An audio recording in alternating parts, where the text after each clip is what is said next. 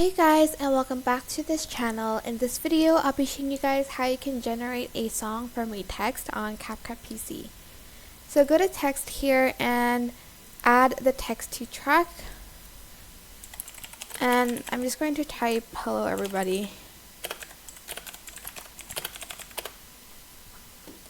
And then you are going to select text to speech here and choose either, okay, this is new, kawaii vocalist, kids vocalist, or female vocalist.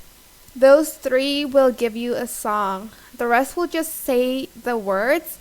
But if you select, for instance, I'm going to test this out because I've never heard it. So you're just going to select it.